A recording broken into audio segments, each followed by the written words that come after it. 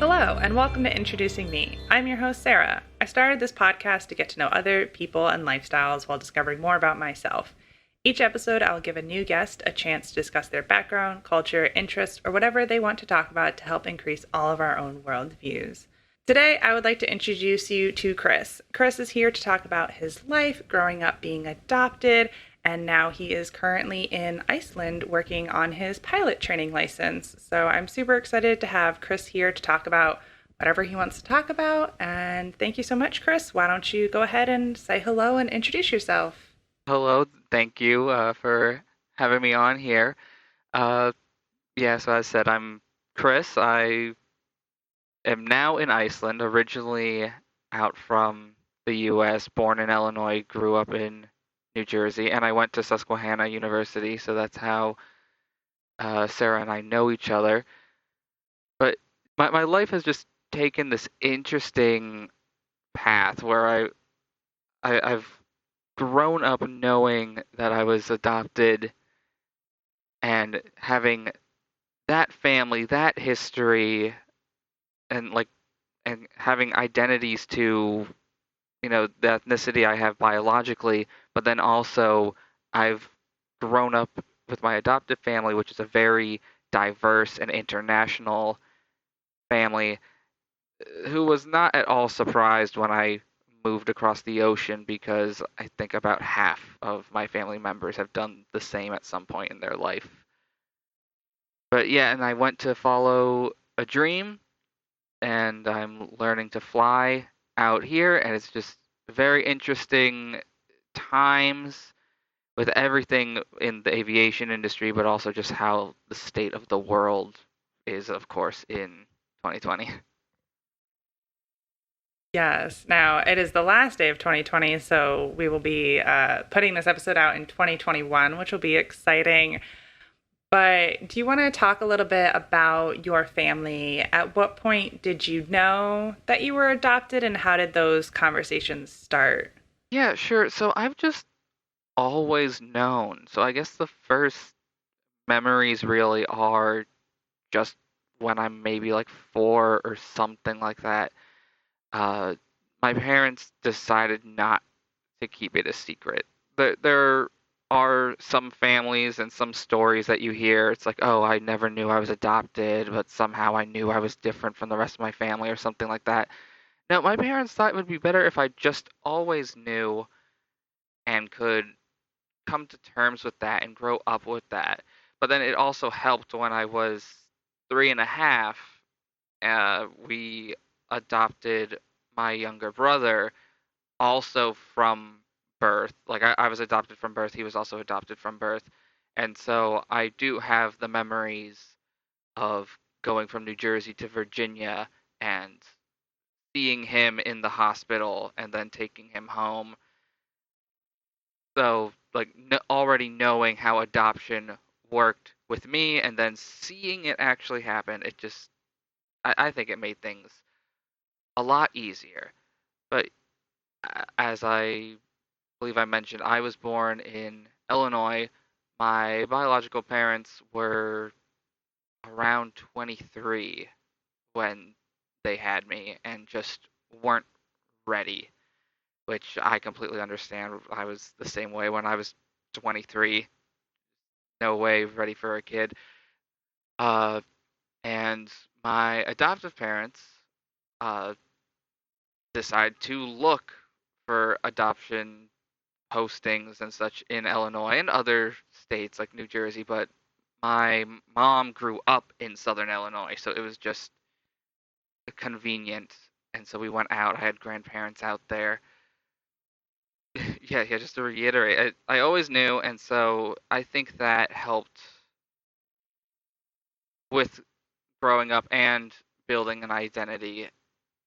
An interesting thing, though, that I noticed and reminisced a little bit about while preparing to talk to you was that for some reason in TV and just pop culture and stuff, sometimes adoption is used as a joke, and to like maybe like make fun of someone, it's like, oh, you slightly look different from the rest of your family. You must be adopted, and like your real family probably doesn't want you. And people would just use that as a joke, and a lot of times not meaning it, like saying it to people that they know aren't adopted.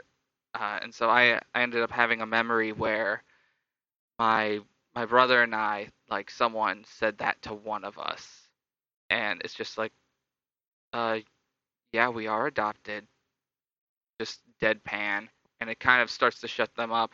But then if someone tries to dig at us a little more, I forget if it was me or my brother, but one of us at one point said, at least uh, my parents chose us. They're like, yours are stuck with you. It's just, if you're gonna try to be nasty to us, we will come back because we have no problem being adopted. It's who we are, and it gave us the great life that we have. Something I might circle back to while we talk is butterfly effect and how the littlest change can make the big difference. But yeah, so there's like the basis of adoption. Like, uh, it has its struggles, as anything does. Like, sometimes I did think, why was I put up? Why was I not good enough?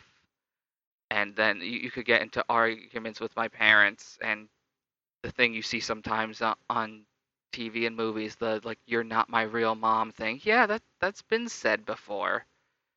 It happens, and you say it in the moment because you're in the heat of an argument and you're just angry. But my adoptive parents are my parents, and I usually just refer to them as such. And if referring to my biological parents, then it is biological parents or birth parents, but adoptive parents is usually just parents. But as I mentioned this to you, Sarah, before we started recording, that my my adoptive family, though, we all kind of look similar enough to each other. And so people growing up have said that my brother and I look like we're actually brothers. Like, there's no way that we're adopted.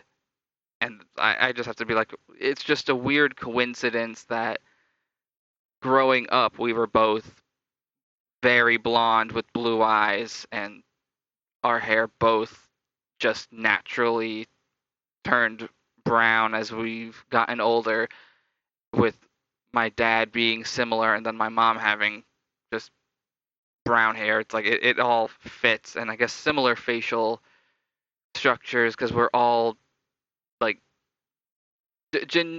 genetically of similar ethnicities for the most part. A lot of just basic Central Western European ethnicities. So, you mentioned that you have similar ethnicities.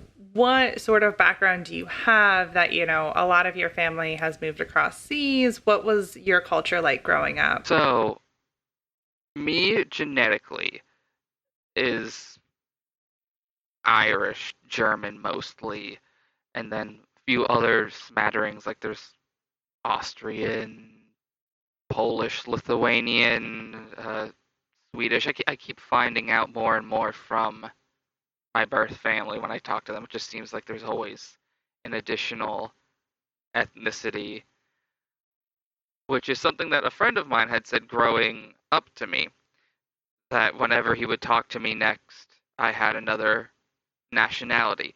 Because my adoptive family, that's where things get a little more interesting. My mom's side is also German and English. Like, the English part has been in the US since it was colonies, like in the Massachusetts and Maine area, while her German side came in the mid to late 1800s to like Missouri and Illinois from Germany. And we can trace all this back, but for the most part, it's my dad's side where things get interesting. My grandfather came to the United States from Palestine.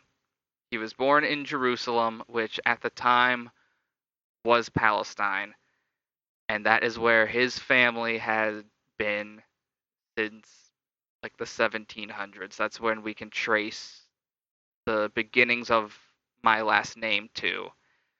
Just been in the Jerusalem area and living through Ottoman Empire and then the British Empire, controlling it afterwards until most of the family left in 1948 with just a whole bunch of things like the whole decolonization and then the creation of the state of Israel. But yeah, my grandfather had been in the U.S. since 1948. My dad's mom, and I will get into later why I call her that. Uh, she is just from the Lancaster region of Pennsylvania, so Pennsylvania Dutch, like German heritage. So my dad is half Palestinian, half Pennsylvania German. Uh, but my dad's mom, died of cancer back in the 60s. So I never knew her and generally just knew of her through pictures and references. My dad saying my mom or just using her name Jean. So would, that's how I grew up. It would either refer to her as Jean or your mom when talking to my dad. Who I knew as grandma, though, is my dad's stepmom, who my grandpa got married to in the 70s when he went on a business trip. He worked sales for Campbell Soup and traveled around the world, especially to the Middle East because he was a native there and could speak Arabic.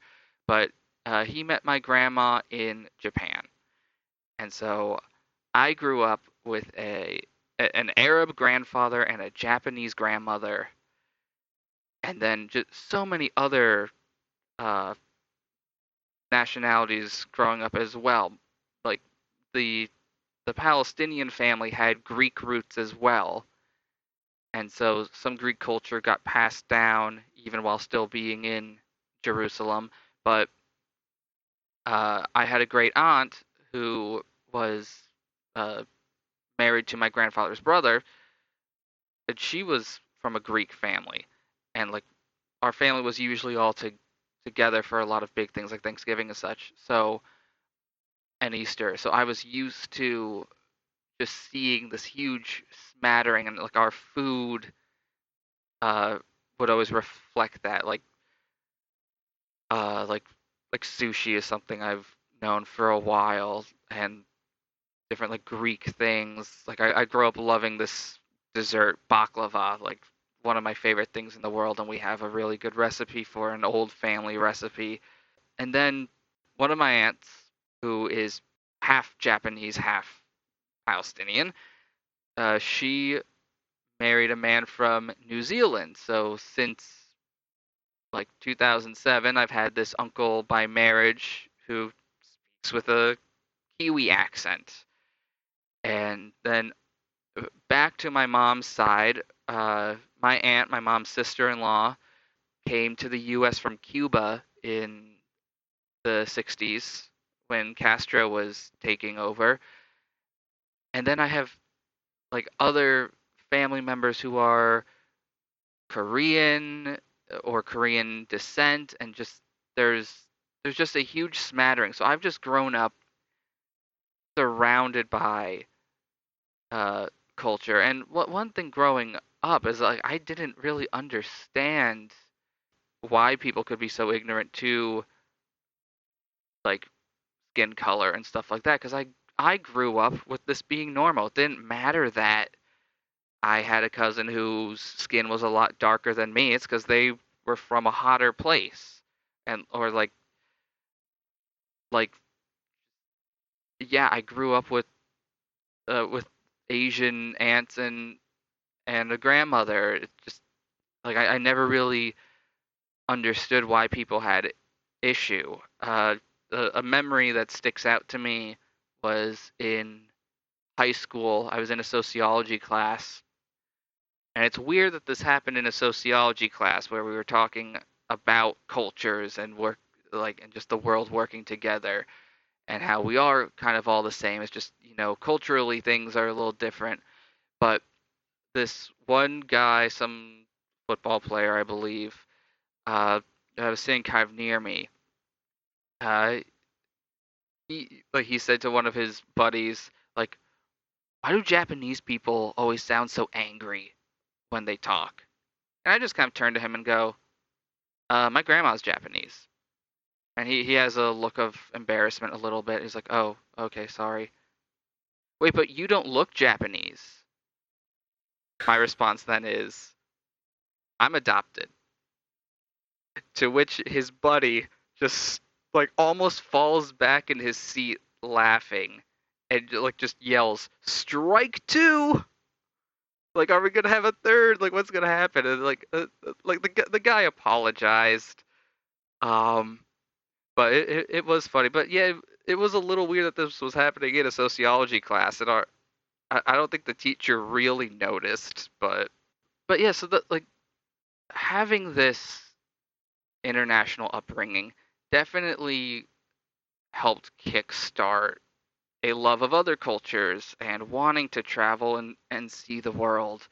When I was at Susquehanna, I was a history major because well, plainly, I love history, but seeing how these modern countries developed and see how the culture played into everything, like that was really interesting. And I wanted to go to these places and see the places and kind of get another understanding as to why this happened. Like, if I go to like a battlefield someplace, I feel like, oh, like, yeah, I can, like, this is a strategic place. Like they wanted this area because it has cultural significance to one group and the other, and it's just, it was really interesting. Uh, but as I grew up with this, I did try to connect myself to my genetic roots. And so a big thing that I identified as was an Irish American and a German American. Uh, which growing up, it was a little easier to do the German American with the fact that my dad and mom both had German roots as well, and my mom being from uh, central southern Illinois, where pretty much everyone else was of German heritage. What she grew up with, what she ate, her traditions were, fairly German related, kind of like what we see in central Pennsylvania, but not to the extent that uh, Illinois has its own version of the German language. Like Pennsylvania does, Illinois does not. So not exactly to the same extent, but uh, that identity ended up going so far as between my junior and senior year of Susquehanna, I had an internship at the German American Heritage Museum in Washington, D.C., where I did like an interview that was being funded by the German government about German Americans and how you identify. And I think I had my mom do that as well. But growing up, St. Patrick's Day was always a holiday I was big on because I loved my Irish ancestry. Like, I know the county that my family comes from, and I know who my biological family is. And I know their last name, so I've been able to trace the last name to a county in Ireland. Uh, but before I knew them, uh, and they then confirmed everything when I've actually talked to them. But yeah, St. Patrick's Day, it's like, yeah, I know the history, I know my my culture, so I'm going to embrace this. And then same with German, it's like, oh, like, yeah, like German history. Like I really got into German history. Uh, it is funny, like the nature versus nurture. Sometimes nature does take over. It's like, yeah, I want my identity with who I am genetically, but then there's also the nurture where it's like, sometimes I will say I'm Palestinian. Like, I'm not genetically, but my last name certainly is, and that is like, I've had stories uh, about my grandfather growing up, and so I do have a connection to that place. I have a connection to Jerusalem. I really want to go there sometime and see my grandfather's house, which still stands mostly in the state that it was in almost 100 years ago when he was growing up there. But yeah, the cultures just they start to mix, and but something that is interesting is I don't really say that I'm German or Irish anymore, uh, because like that is a very American thing. Like, if which you probably notice as well, if you talk to someone and you say, "Oh, where are you from?" That doesn't necessarily mean where are you from. It's like, where did your ancestors at one point live and then leave? And that's where you get, "Oh, I'm a German American. I'm an Irish American, Italian, blah blah blah blah blah. I go to these folk festivals all the time, but I've never actually been to the country and don't actually speak a lick of the language." Uh, Back when I did identify more as a German American, I did try to fight that by being a German major as well in college and speaking German and going to Germany. Like, I did my go trip, a go long to Berlin and lived with a host family. But now, because I am in Europe, the rest of Europe does, and the rest of the world more so, like, they don't care about where your ancestors are from. And a lot of times, those that I've talked to, they say they get annoyed when Americans say, "Oh, I'm Irish too," but I've never been there. Oh, there was that one time I went to Glasgow, which is not in Ireland. Like, I've heard an Irish friend tell me that, where they got so annoyed that a person claiming to be Irish and said that they've been there has not actually been there. Like, anyone else out here, it's you're from where you're from. So an Icelander is from Iceland. It doesn't matter if their parents moved from Sweden. If they're from here, they're an Icelander. My roommate actually he's from Sweden. He's from Stockholm. His parents, though, are from Iraq. But my roommate does not say that he's Iraqi. He says that he is Swedish. Just just plain and simple. And while I don't have the like I don't throw the Irish American, German American uh, while I'm out here, I do think about the upbringing, and I think the Germanness has helped with some friendships with, like, the German classmate I've had. Like, me being able to understand his language and knowing his culture has definitely helped with making a friendship. Well, and I think it also, to speak to the, you're American, that's how you should identify. You shouldn't be identifying as these other cultures from these other places you've never been to. At least with the stories that you've explained, you had some of that culture growing up. While you weren't living there, it was part of what your family environment was. And I think that gives it, at least in my personal opinion, I think that gives it a bit of a distinguishing factor. Like, for me to say, oh, I have Welsh background, one, I'm not 100% sure that that is definitely correct.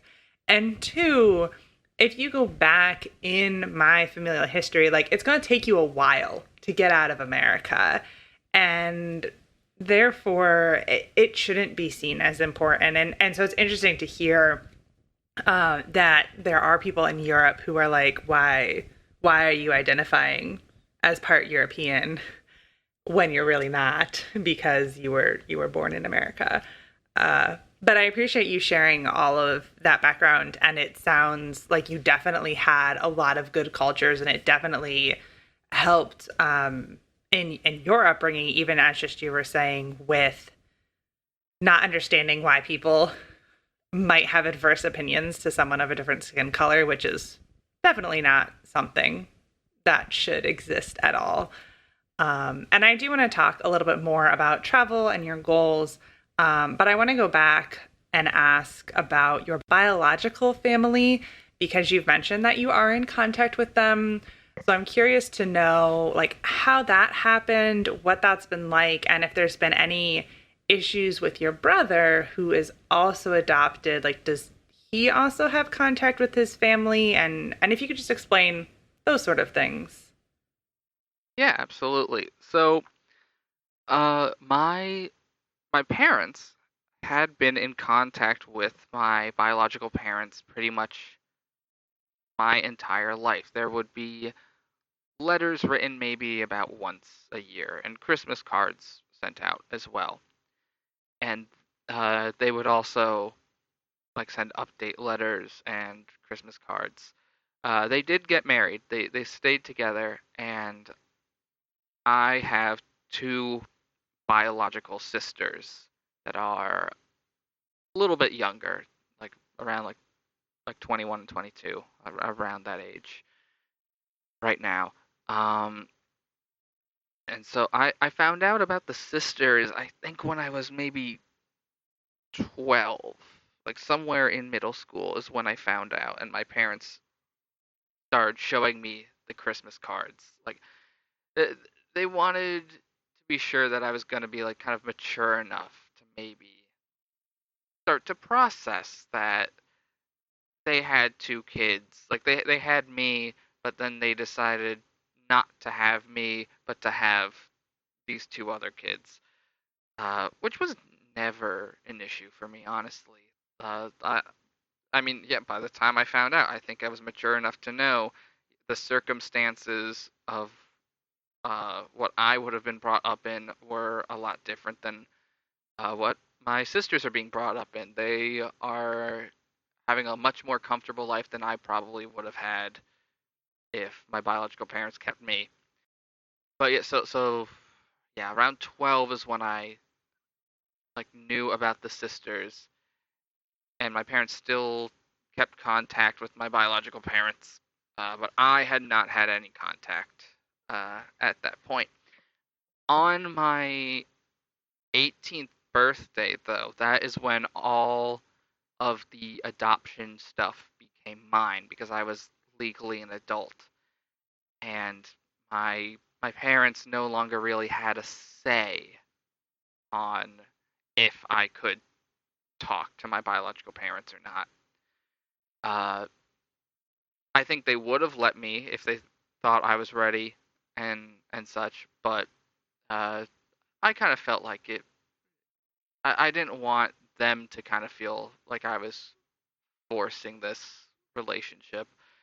Uh, uh, and so when I did turn 18, I actually did ask my parents. I was like, "Are you okay with me reaching out and talking to my biological parents?"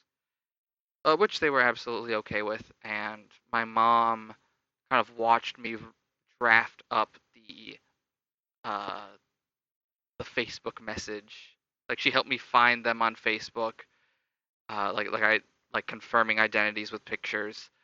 Uh, and then she watched me write up the message. Uh, and then my birthday is in April.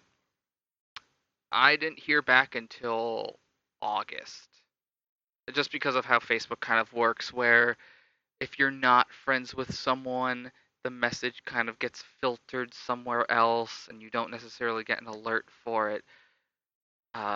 So I remember I lived in Aikens Hall my freshman year of Susquehanna. I remember just getting ready to go to class, but I'm just checking uh, emails and Facebook and everything, and I see I have a message from my biological mother. And so she and I and my biological father, we all start talking to each other and get to know each other. Uh, and then after about 2 or 3 weeks, they introduced the first sister. Uh, and so she and I started to build a relationship and started to talk. And then the second sister got introduced, and we started building a relationship there as well. And of course, it was all digital. It was all Skype and Facebook. Uh, but it was really interesting. Like it it didn't feel weird to me because I had already kind of known these people and like knew that they existed. My sisters had both told me that it was a shock because they had no idea, and like so many other people, like even some family members didn't really know that I existed. Uh, which in some cases that was a slow reveal, but uh, after after a few months, when we got to Christmas break in 2012, uh, I I was talking with my birth parents and with my mom, and we were arranging to go out to Illinois and not tell my sisters that I was coming, uh, which worked out amazingly. And the good thing about where my biological family lives is that my mom, being from Illinois, still has some friends out there, and so she was able to meet up with some people. I don't remember if she saw her dad or not, like my grandpa, um, but she was able to like meet up with some old friends uh, when there were moments that I kind of wanted to just be with my biological family. But it was hilarious. We arrived in the morning, and the my sisters were at school still, and so that was some good time for just me and my mom and my biological parents to talk, like get food together, and actually just have time together in person because, of course, the girls were going to try to monopolize me as soon as they knew I was there. And so they come home from school, and my mom and I are hiding in one of my sister's rooms. I'm just like sitting on the couch she had there, and she just walks in and like just drops all her stuff, surprise Pikachu face, walks out almost crying. I can't believe that I am actually there. And so that was a really fun weekend. Created a very funny small world moment because they already had some plans that weekend. They had friends from a lake that they all go to in the summer. They had the kids coming to stay because the adults were all going to some event. And so when they all arrived, like we're all talking, getting to know each other. They're from the town that my mom actually grew up in, and like the parents have always been from there as well. And then my mom says to the mom of these family friends, "You do kind of look familiar. Like what was your maiden name and stuff like that." And then we found out that my mom was like best friends with the older sister of this woman who are good friends of my biological family now. It's just this weird small world connection. And it was hilarious. And then the few other times that I have met them later, because I have been with my biological family a few times and gone to this lake. And so usually the mom of this other family will just pick up and be like, "Oh yeah, like how's your mom? Like is she still keeping up with things in the hometown?" And like back in like 2017, my grandfather, who was who lived in that area and was a big member of the community, he passed away, and so not too long after that, like maybe a year after, I was out at the lake, and so like this woman was like how's your mom doing? Like how are you doing? How's the family? Because like of course like on your grandfather's old store, which is now an art center in town. Like his name is plastered on it, so of course the news of him passing like everyone knew about it. So we just wanted to make sure that you and your family were all good. It was just a very interesting small world connection, uh, and really funny and just so sweet.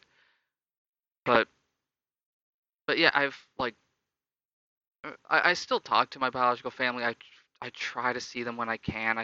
I went on a big road trip with them summer of 2013.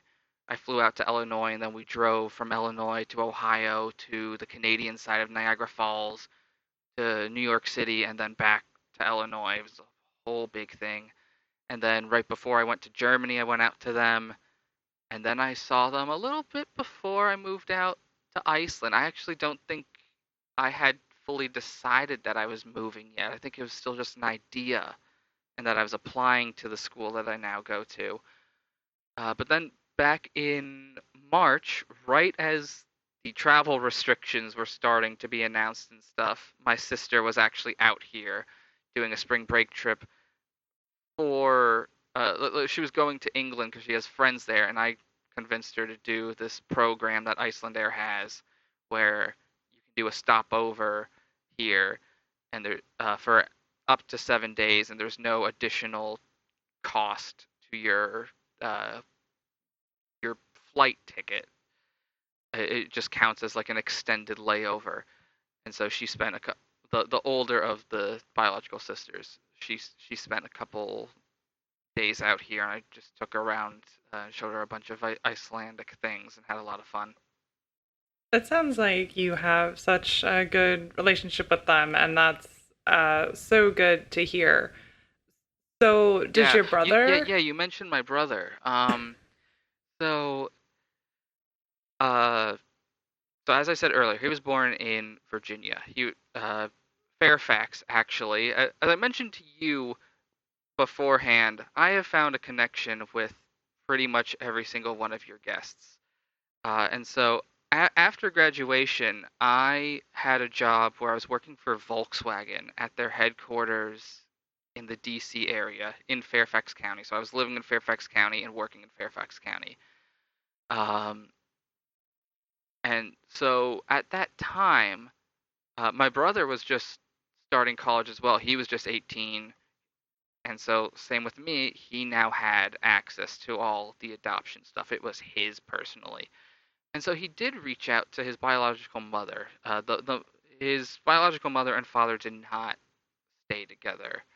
Um, the biological mother did eventually settle down with someone else and has like half siblings with my brother. So my brother has biological half siblings.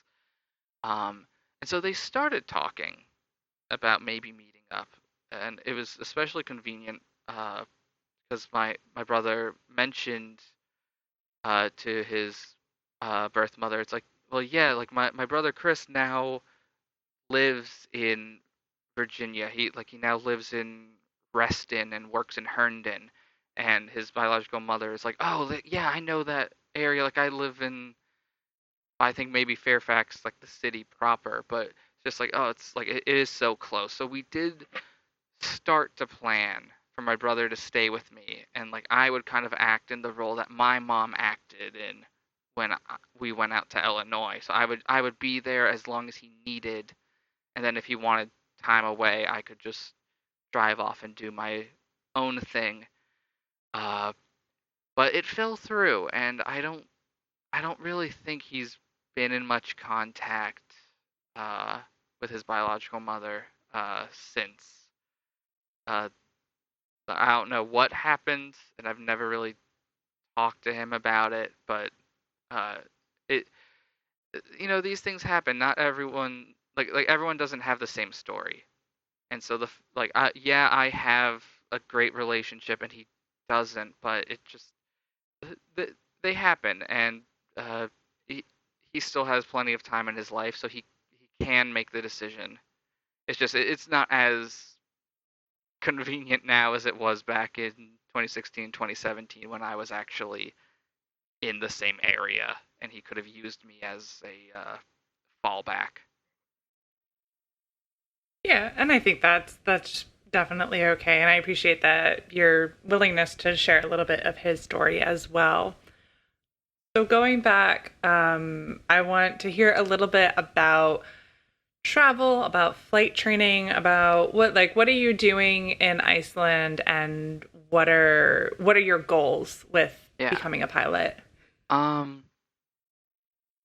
All right. So my grandfather, who was from Illinois, who was like the big community person, he was a bombardier in. No, not bombardier. He was on bombers. He was a navigator in World War II on bombers. And so that history really sparked with me. Like flying just seemed cool. And like I, I was not a crying baby on an airplane. I was in love with the airplane whenever I would travel.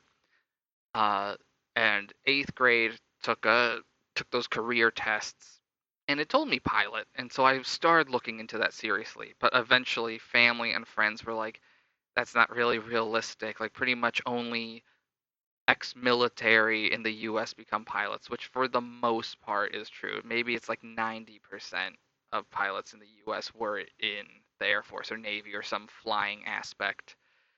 Uh, so I went to history originally as history secondary ed. Decided I didn't want to do secondary ed. Added the German double major because I knew that would take me to Germany for a semester, and I went to Berlin. Uh, and that is where I befriended an Icelander, and we had a really good like friendship going on. And this is like I mentioned butterfly effect before. Like this is where it all happens. Like if I decide to stay in education emphasis for history, I would not be in Iceland right now because I would not have gone to Berlin and I would not have met this Icelander. I would not have gotten my job at Volkswagen. Blah blah blah blah blah. So yeah, uh, uh, my friend, my Icelandic friend, became a flight attendant, and so a few times she had come out to the U.S. and we've been able to meet up, including one time when I was at Volkswagen. And when I was at Volkswagen and she visited, she was saying, "Oh, you need to come out to me now because I've seen you in the U.S. twice. Now you need to come to me." So Memorial Day weekend of 2017, I did just that. I went out to Iceland and I loved it. It was amazing. And I told her, yeah, if I could find a way to work out here, I totally would. Uh, and then my job at Volkswagen was a 1 year internship. And so when that ended and I couldn't find something else, I was just trying to find new jobs. I was looking everywhere. I was looking in Germany. I was looking in Iceland. I was looking all over the place, any place that could uh, take me in all sorts of fields, like museums, like anything history related, anything car related, because I had just done that. My dad actually at one point suggested maybe I look into air traffic control because I did have that aviation interest. But my Icelandic friend messaged me. He was like, "Hey, I'm coming to New York. I have a flight. Let's meet up." And she was asking like, "How's the job search?" It's okay. I've had some interviews. Have you looked at anything in Iceland? Yeah, a couple things, but I don't know how easy it would be. Well, I remember you telling me that you wanted to be a pilot. Here's a flight school. This was May of 2018. Uh, like I thought about it for basically the train ride going back to New Jersey. And was like, I'm doing this. And I told her I'm doing this. I told my parents, look, I've thought this out. Okay, maybe it was just a train ride, but like I've been looking through all of this, and I think I can do this. And it just makes a lot more sense for me to go to Europe and do this. Because my school ended up being a lot cheaper than it would be in the U.S. to go from nothing to commercial license, but also the FAA requires 1,500 hours to fly commercially, while Europe and a lot of the rest of the world only require 200. Big difference. So It's a very big difference. very big difference. Partly because of as I said, the amount of military people that the U.S. has, because we have such a huge military. Uh, like there's a huge pool that they can pull from.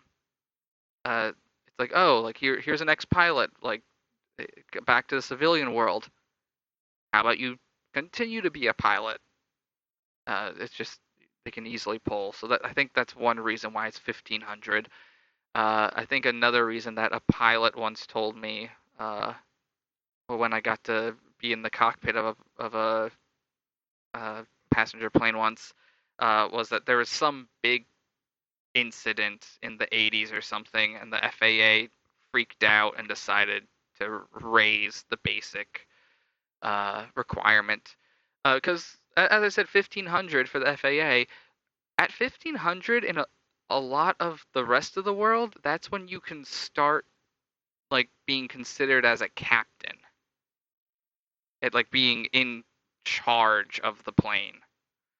Uh, so it's a big difference. But yeah, so May I made that decision. I'm going to do this. And then I moved in August and started in August of 2018. Just a few months of just talking to the school, like applying, be like, I'm interested. And then I had to come out here to do like some medical stuff and do like a screening at the school, like take some tests and get interviewed by a psychiatrist to see if I'm mentally fit enough uh, to be a pilot. Uh, and and yeah, so I've been out here for over 2 years now, uh, flying. I'm almost done. I've finished all my single engine uh, training, and I've done all the theoretical stuff. You have to take 14 exams, and basically you kind of have to do them twice. You have to do each subject at your school, and you have to pass there, and then you have to pass like the state sponsored one, because that goes to your license. And so passed all of those at some point this year, and then finished my single engine, and now I'm just sitting here waiting for the multi-engine stuff, because of maintenances and a little bit COVID related, like some shutdown stuff. Not necessarily here. It's like some of the parts that we needed for the plane had to come from the factory in Austria, and Austria was a lot more locked down than Iceland was, so it was more COVID, but not here, stopping us. But once it gets started, I would probably I would have my license in close to uh, a month after I can start up again, and then do some other small things and maybe try to get into teaching. So kind of full circle. Started college wanting to teach. Now I might teach how to fly as well, because that is an additional job I could do instead of waiting for an airline job, as that industry is uh, hit pretty bad by people not being able to travel this year, and a lot of people being laid off. Yeah, it's definitely, I think about all of these layoffs in the hospitality industry, and I wonder, like, once things are better, isn't it just going to go back to booming? And how is that going to work? But it's good that you have an option for teaching, and hopefully that works out, and that you're not kind of pigeonholed into, well, I have to be a commercial pilot and I have to wait until there's an opening, and then how many people will be applying, and all of that. So I think we're about ready to start wrapping up. Is there anything else that you would like to share with the listeners? I mean, we mentioned that we are recording this on the last day of 2020, and we mentioned COVID and such. So I do kind of want to mention how different it just has, like, this year has been for me compared to everyone else, because I'm always talking to people in the U.S., and they're talking about how, like, my parents only leave the house maybe once a week, or maybe once every 2 weeks, to do groceries or and such. and like other people like, oh yeah, super locked down, but then like in some states it's like they try to act like nothing's happening or they're just ignoring it. While me, it has been pretty free. It's like there were like assembly limits for the most part, but like this summer I was out traveling, going to hot springs and mountains and such, and just enjoying everything. Like yeah, there were hard points. Like I had my first Christmas ever not with my family, but I was basically adopted again by my friend's family, so adopted a second time. Uh, Jokingly given the name uh, Ingolfson, my friend's stepdad's name, because that's how they do last names here. You are a son or daughter of your father. Think like Leif Erikson, uh, his dad being Eric the Red. But yeah, yeah, it's just Iceland has just been vastly different from the rest of the world. Like, yeah, our population's really small, but we were trying to focus on because our numbers would have been ridiculous per capita. Like, if only like if 100,000 people got COVID in Iceland, like yeah, that doesn't sound like much for the U.S., especially with some of the U.S.'s numbers. But 100,000 people, that's one third of the country in Iceland. So it's always been a fight to contain it, and they've done a good job. I think there's only been 20 COVID related deaths the entire year. But now it is New Year's, and some Icelandic traditions are still living on, where the search and rescue teams are doing their big fundraiser selling fireworks. So I bought some fireworks for myself last night, and I'm going to fire those off later today. Oh gosh, well, be safe with your fireworks. I will. Yeah, it's definitely it's hard to hear other countries doing so well, but it's also great to hear that people are doing so well, and it's unfortunate that we're in or like me and my boyfriend are in the States and dealing with the restrictions, and like you, we did not see our family. It was both of our first Christmas away from family. So we did a lot of online stuff, and it was hard. And even Thanksgiving, I have not been home for Thanksgiving before because my first job required me to work on Black Friday. And so I was like, it'll be okay. But it was his first time away from home, and you learn a lot, and you figure out new things. And so it's nice to hear that you were able to have a decent year and able to still do things, and that you had, while not biological or adopted family, that you had people to spend the holidays with. So before I close out everything and give all of the final words of the podcast, I always ask my guests a random question. Your question is going to be a little bit more specific because you are the first guest of 2021, even though it's still 2020. So what are you looking forward to most in 2021?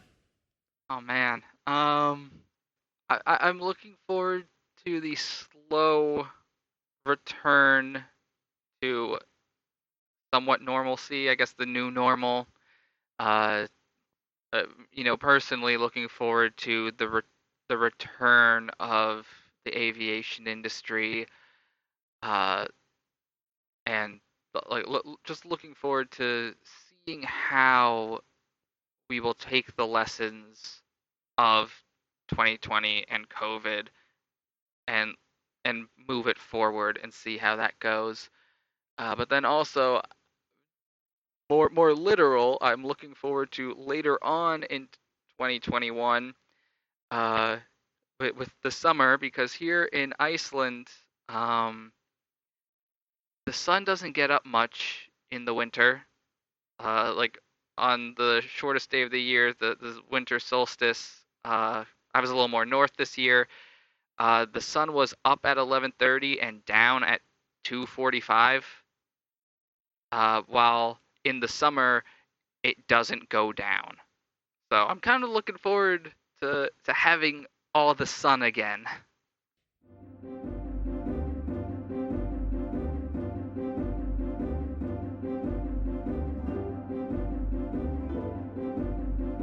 All right, that brings this episode to a close. In the description, we are leaving the Instagram handles for Chris himself, but also his school's Instagram, the Iceland Aviation Academy. So they show awesome pictures from their students and flight training. So that is definitely something to check out, because even if you're not interested in flying, the pictures are beautiful. And if you'd like to connect with the podcast, all of our social media is in the description as well. We're on Facebook, Instagram, and we are also on LinkedIn, though that is not in the description, but you can follow the feed there as well. And if you'd like to support the podcast, we are on Patreon. And if you're interested in guest hosting, you can always send me an email. That's actually how Chris got on the show today. So I'm super appreciative of that. And thank you so much to Chris for spending time with me today, and to my listeners for taking the time out of your day to hear a new story. Until next time, bye! Thank you, everyone. Everything will work out, as the Icelanders say. Þetta retast. Sjáumst.